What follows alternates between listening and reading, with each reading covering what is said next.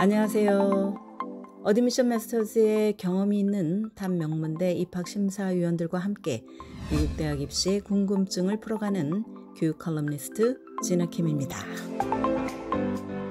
구독과 좋아요, 알림 설정은 영상 제작에 큰 힘이 됩니다.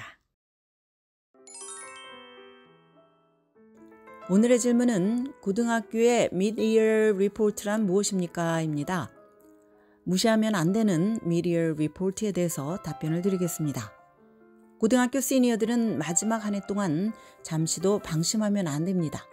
얼리 액션이나 얼리 디시전, 또 싱글 초이스 얼리 액션 등 조기 전형으로 대학에 지원한 후에 합격 통보를 받은 학생이나 정시 지원 원서를 제출한 후에 합격 여부 통보를 기다리고 있는 학생이라면 대학으로부터 Mid-Year Report를 요구받기 때문입니다. Mid-Year Report를 대학에 보내는 것은 고등학교 카운슬러의 책임입니다. Mid-Year Report는 쉽게 말해서 학생이 재학 중인 고등학교의 카운슬러가 대학에 보내는 12학년 1학기 성적 증명서입니다. 커먼 앱을 작성할 때 어떤 대학이 Mid-Year Report를 요구하는지 확인할 수 있고 또 설사 진학을 원하는 대학이 이것을 요구하지 않더라도 안심을 하면 안 됩니다. 고등학교가 학생이 지원한 대학에 자동으로 Mid-Year Report를 보내는 경우도 많기 때문입니다. 워싱턴 DC의 명문사립 조지타운 대학은 Mid-Year Report를 꼼꼼하게 들여다보기로 유명합니다. UC 얼바인은 12학년 때에 성적이 크게 떨어졌다는 이유로 매년 150명에서 200명의 합격을 취소하는 것으로 알려졌습니다. 많은 대학들은 12학년 1학기 중에 대입 원서까지 쓰느라 학생들이 엄청나게 바쁜데도 불구하고 좋은 성적을 유지하기를 기대합니다.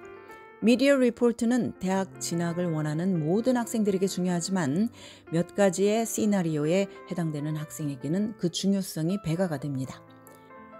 9학년 때 성적이 저조했지만 10학년과 11학년 때 성적이 향상이 된 경우 12학년 1학기의 성적은 매우 중요합니다.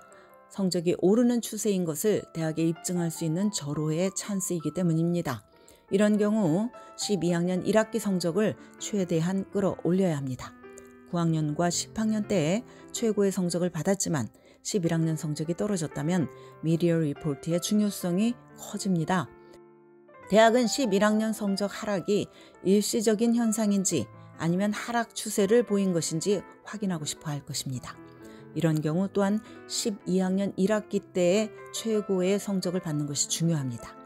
반면 9학년에서 11학년 동안 최고의 성적을 유지해온 학생이라면 Mid-Year Report의 중요성이 다소 줄어들 수도 있습니다.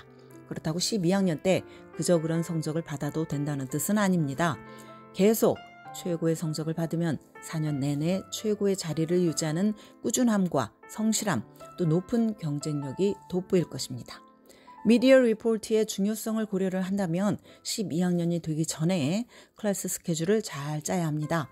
시니어 때도 최대한 도전적인 과목들을 택하되 대학 입시 등 해야 할 일들을 고려해서 밸런스를 잘 맞추는 전략이 필요합니다. 지금까지 교육 전문 컨설팅 그룹 어드미션 마스터즈 진아킴이었습니다.